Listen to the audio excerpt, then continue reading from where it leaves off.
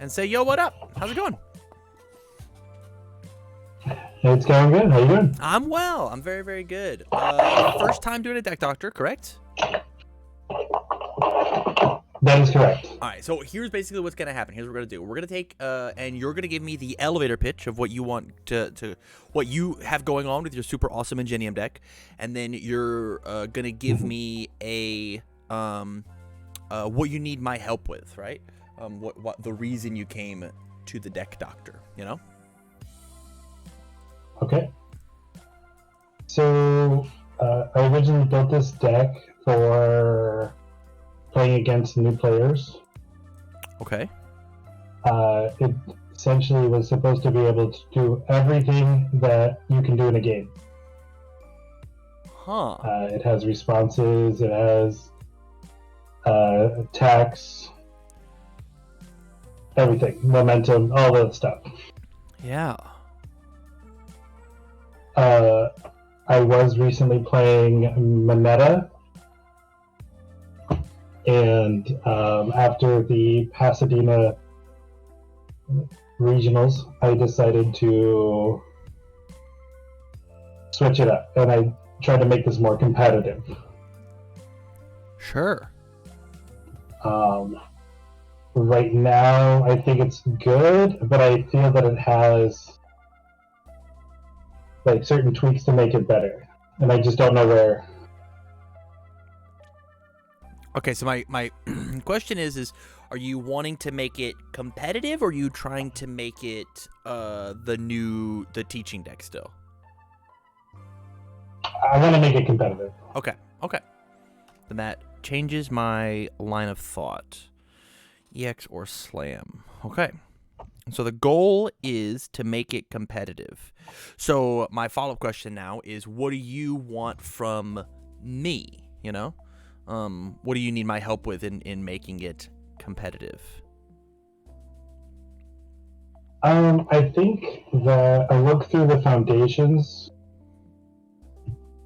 is probably good. I don't know what to keep or throw away, or if it's even where it's supposed to be at. How do you feel about the attack lineup? I do like the attack lineup. Leaping right hook is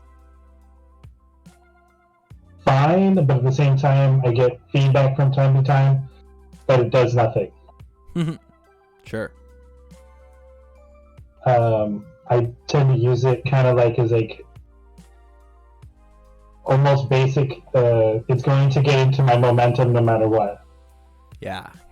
Who's going to block 2 damage? Right. It also, if they do choose to block it because they don't want me to draw the card, it gives me something for Airstream Driver. Gives me something for Airstream Driver.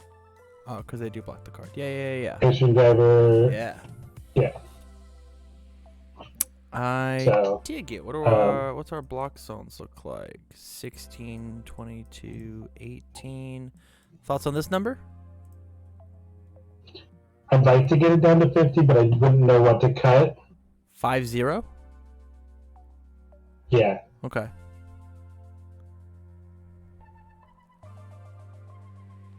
But nothing above 60.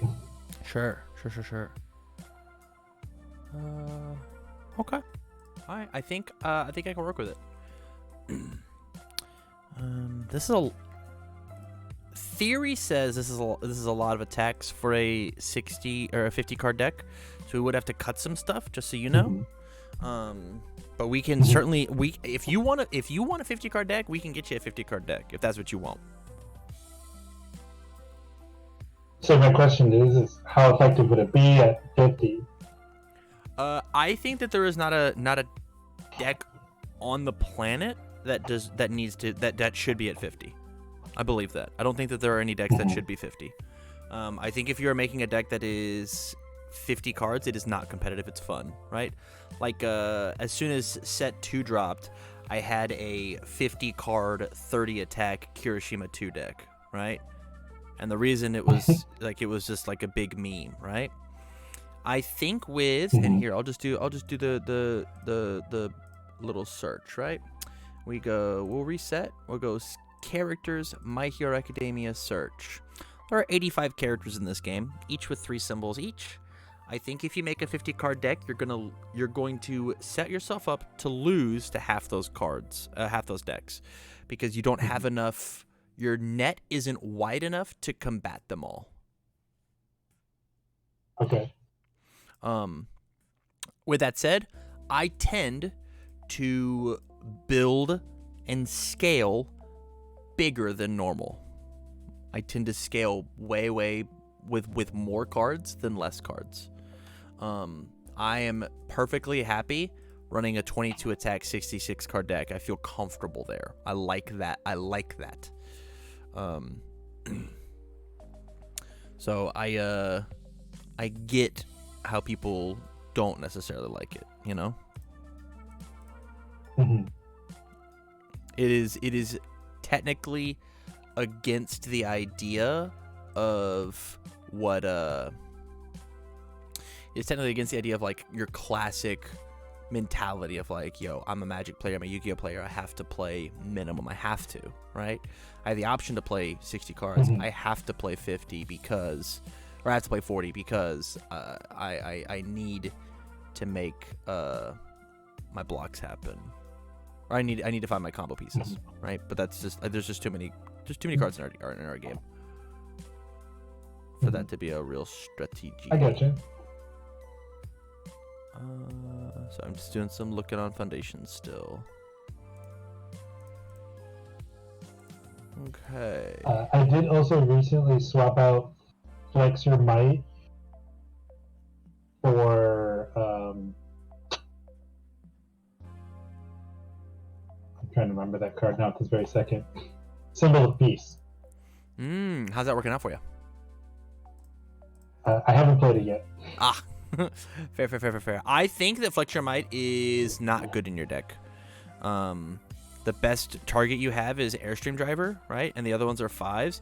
And people are playing very big moves, right? People are playing 6s and 7s. Yeah. And so like it is easy for your opponent to like hold like a 5 damage move, and then you show them Haymaker, right, as your opener, right? You show Haymaker, they show Turn to Dust because it's a 1 mid block to block your Haymaker, and then you just like lost your Flex Your Might, and like, and now you know you're not even gonna get the response on it. It's a little rough. It's a little rough. I gotcha. Okay, so let's just chat about stuff. So I've gone and I've pulled in some cards. Honestly, there's not a ton in here that you haven't like thought of.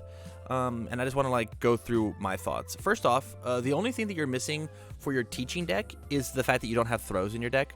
It's like a 1 of Invincible Clasp is not a bad call. None of these are throws, and that's the only piece that I saw that you're not quote teaching.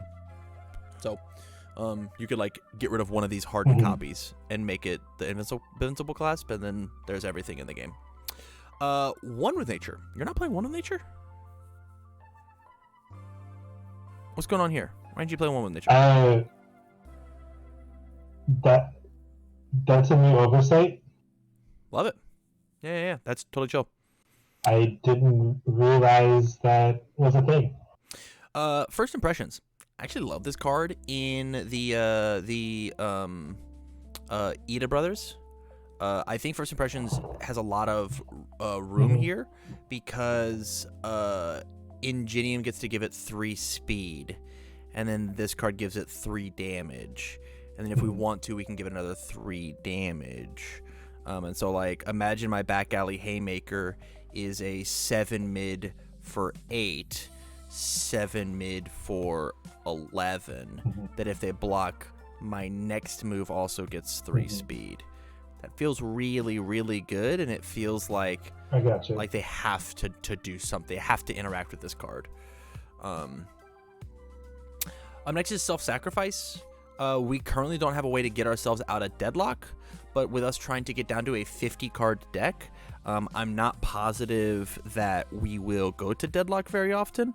If we go to Deadlock, something's gone drastically wrong. And then lastly is just Mm-hmm. Destined for mainstream success. Enhance flip, name a card type. You name attack, and then pick that card up. Because of how attack heavy we are in our deck, we have to get those off the deck as quickly as possible. It's also a beautiful high block or beautiful mid block, right? It's a good flow card, and it feels very, very good. When looking at the replacement for the leaping right hook, you already had wind up punch, which I think is the only thing that you could maybe want. And this card's fine. It's just hard to get the bottom enhance off, especially because you're not playing One with Nature. Yeah. So with that, I put in these 4 cards of things that I think that you could be playing, right? I don't think that there's like a big huge change to your attack lineup that we necessarily have to make. There is one that I want to make, but it just depends on how you feel about it. But of these 4 cards, is there anything over here that you feel like is there anything over here, sorry, in your sideboard that you want to include into your main board? Did I lobby well enough for any of those? First impressions, or I'm saying not first impressions, ones with nature for sure. Sure. Okay, so we'll put it in at a 1 of, and we'll see where it goes from there. And like I said, that was a giant oversight on my part. Sure. Yeah. Any of the other ones? I like the thought on first impressions as well. Like, I think I had it in my deck at one point, but cut it due to like trying to get things down. Sure. Yeah. I don't want you to leave this call without putting Self-Sack and Destined into your deck. That's how I feel personally. I think these cards are so unbelievably good at their job. This card tacking on free damage and keeping you alive, keeping you out of deadlock, destroying face down used foundations so that you can replace them with face up unused foundations and staying out of that deadlock range, and then guaranteeing your next check is a 5 or drawing an attack card, right? Enhance flip, I'm gonna check a 5, or enhance flip, draw an attack are just like 2 good abilities. There's not a bad version, not a bad mode on this card.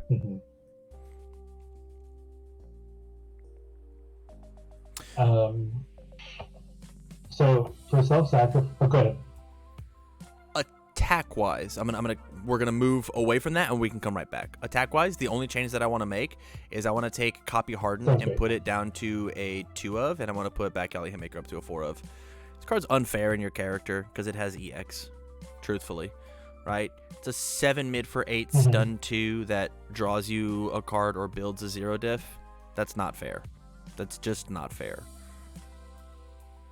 I can't believe I missed this card again. Right. Oh, just kidding. It's there. Yeah. This card is cool, right? This card is neat. This card easily could be banned, should be banned, and it just hasn't been. It just hasn't been. Yeah, I think you got to run 4 of it.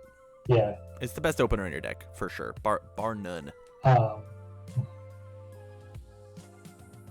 If you really like Copy Harden, you just take Leaping Right all the time. Say that one more time. I'm so sorry. I interrupted you. No, it's fine. I said I use Back Alley as my opener all the time. Yeah. If you really like Copy Harden, we just take Leaping Right Hook and drop it down to the 2 of, and take Copy Harden and bring it back up to the 3 of. That actually like brings your high block count up back again, right? Lowers the Leaping Right Hook, which you weren't super in love with. Let's look at our block zones, right? 5 here, 7 here. That's not that big of a deal whenever we have a lot of low blocks in our foundation base.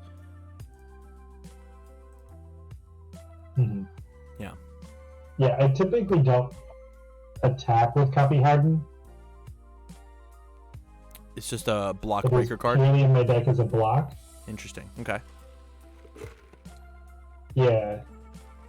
But at the same time, the fact that if I ever need to do like a kill with it, it has that option. Sure. Yeah. I love that. Let's move on to the assets and actions. So dropping it down to 2 is a good idea.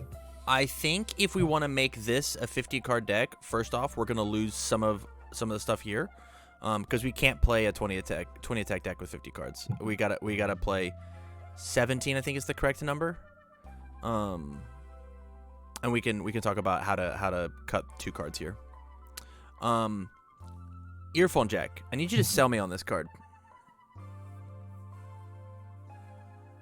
So, the way that it plays, every attack is a charge attack. It gives it +1 damage. Okay. +1 speed. Yeah, +1 speed. It forces my opponent to discard. And then if my opponent plays around my response on Ingenium, then I can still even respond with Earphone Jack To be ready. to uncommit a foundation. I love that. I don't think it deserves to be a 2 of. I think it should be a 1 of. Because we're trying to cut stuff. You never want to see 2 of this card. It's Okay. always ever 1. The discard that card at the top of the deck is not that big of a deal, truthfully. It's fine. The +1 speed is good, but like, I just don't think you need it. I think you're just gonna cut Flex Your Might altogether. This card is such a win more card, and I don't think your deck is printed base damage high enough to make this card matter. If you're absolutely in love with it, we get to play it at a 1 of. But it's well, what cool, neat tech. I just don't think that it is worth, you know.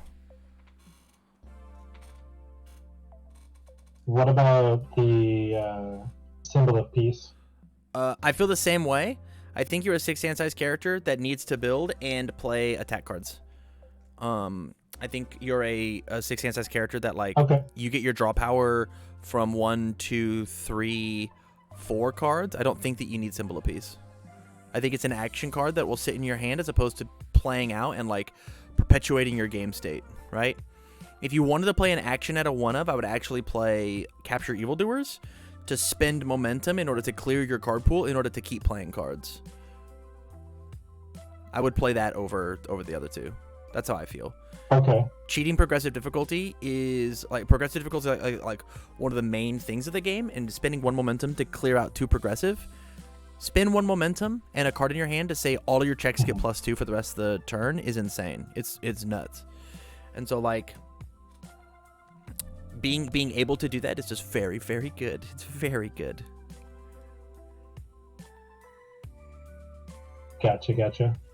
Yeah. But this is your deck. It's your final call. You tell me what you want. I like the idea. I when I first read Flex Your Might when it came out, I was like, oh, this is fun. Yeah. And then I was like, it hasn't been really working the way I wanted it to. That is exactly how I feel. So that is exactly how I feel. Yeah, I think we should just cut it, man. Sounds great. All right. Okay, foundations. Me and you are gonna have a fight.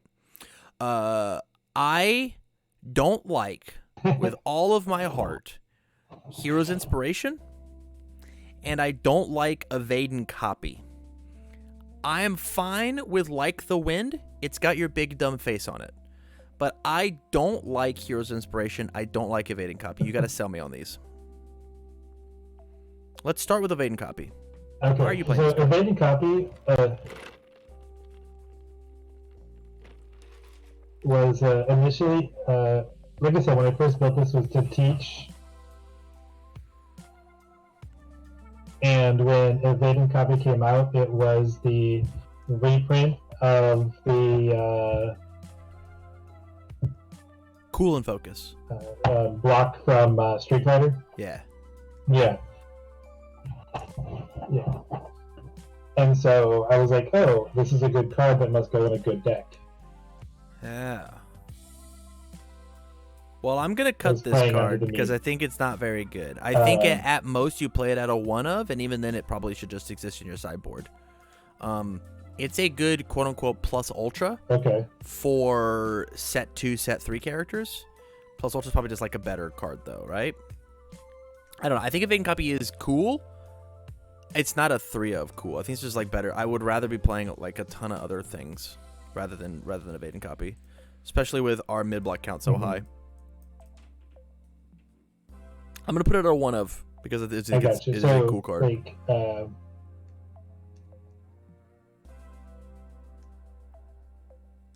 I typically run it when like people that have like high speed bonuses and whatnot. Yeah. Your face already takes care of that, and so does Specialist of Sound.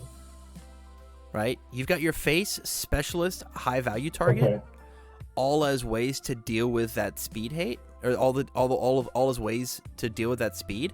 I just don't think you need this, right? If we're trying to get this number down to 50, I think this is just such an easy cut to make because your character already does that, right? To the point where, like, if we're going to keep 4 high value targets, I'm going to try and convince you to cut Specialist down to a 2 of. Because your character is Specialist. Your character just does that. You start the game with Specialist of Sound on your board. These are just bonus copies. Right. Hero's Inspiration. Interesting. Sell me on it.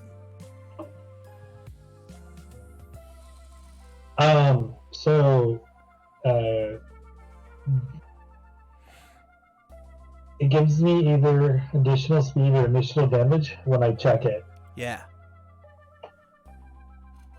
It's also just an additional low block I didn't necessarily have at the time. Sure. Yeah.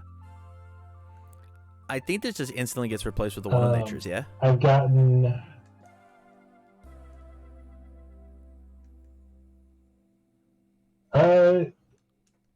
yeah, I mean, I can see it. I think it's just like a 1-for-1 swap, right? Like, I've gotten Yeah. I've gotten Cannon Blast up to, like, speed 15 off of Hero's Inspiration.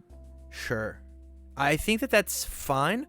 This card also gives you 2 speed, right? And this is a card that you can have on the board and be reliable with it, as opposed to Hero's Inspiration, which is you just sacked your friends. Like that's all you did with it. You're like, oh no, look, hey, I checked this one off the top. Who could have foreseen this coming, right? And if you like, the only way that you get to foresee it coming is with Specialist, and so you had to double sack them. You had to Specialist of Sound, play it, confirm the check, show them the inspiration, and then play your Cannon Blast. That's, well, you're the luckiest man alive. Well, the way that I've done it was with specialized sound waves. Oh, sure. That's cool. I don't mind that. So that's neat. Let's make it a 1 of then, right? So as opposed to doing it like over and over and over again, save it for like this one big thing that matters. Okay, I got you. Yeah. We are technically at 50. What's our block count look like? 16, 18, 16? Dude, this is technically a deck. Let's see how I can mess it up, though.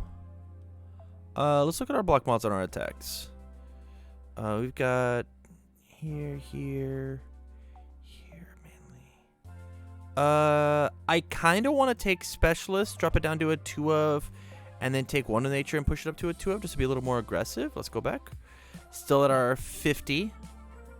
We're at 19, which we gotta cut it down. I think we take Cannon Blast and drop it to a 3 of, and then I think that we take Confident Counterstrike and get rid of this card. What are your thoughts on Confident Counterstrike?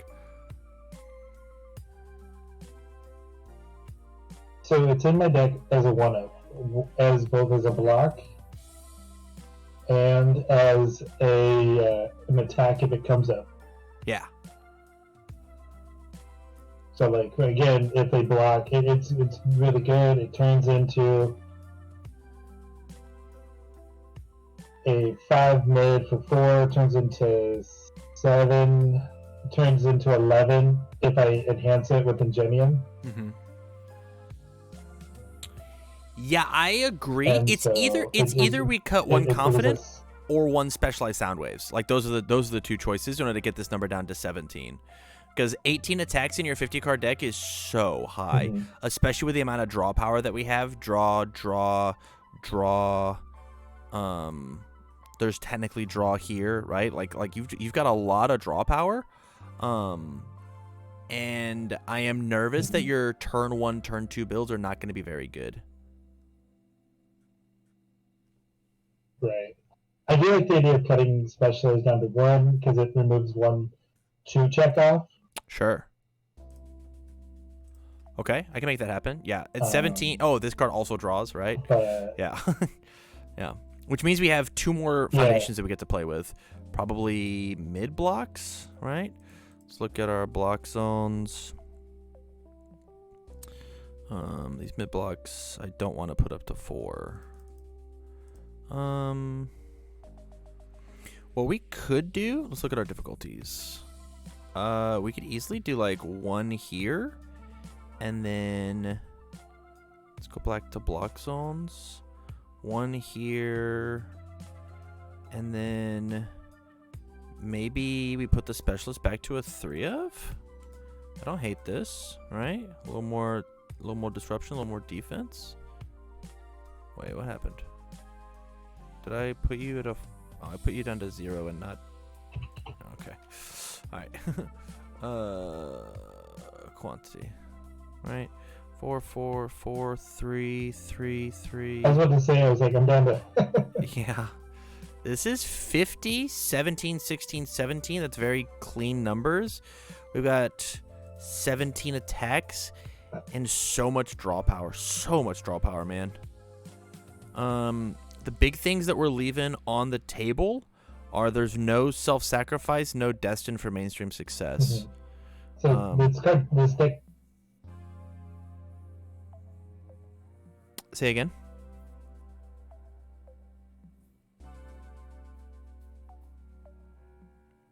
Did I lose you? I was gonna say this deck really kind of goes off when it wants to. Yeah. Yeah. Which is why I want destined in here so bad. Because that is such a help me go off card. So if I were to get destined in here, I'd want it to be a 3 of. Right? And I would cut what one. Would you replace destined with? One like the wind, the evading copy, and one of these resistance.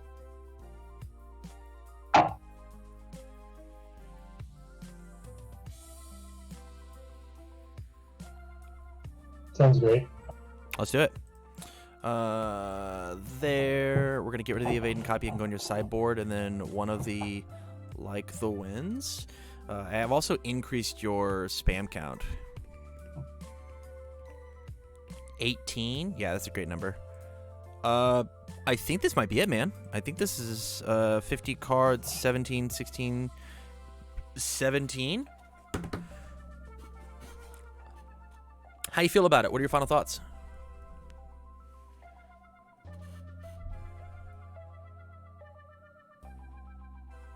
I really like it a lot. Excuse me. I think it has great things. Allows me to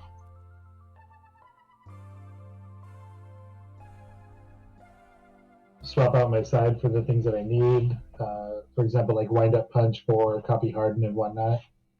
Yeah. I dig it. I dig it. All right, man. Well, stay on the line long enough for me to shoot you the list, and then you have a good rest of your night, okay?